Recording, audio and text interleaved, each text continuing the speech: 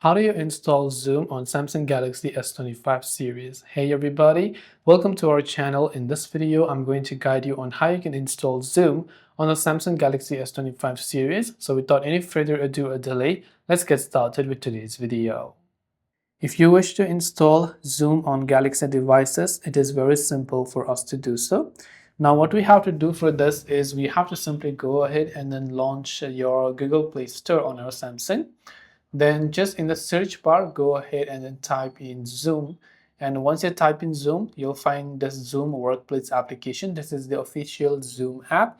So just tap on the install button right next to it, depending upon your device and the strength of your internet connection. It may take some time for the app to download. So just wait, be patient and wait, and the app will be successfully downloaded. This way you can install Zoom on Galaxy devices. I hope the video helped you out. If you have got any further questions, feel free to leave them down. Thanks for watching till the end and see you in the next video.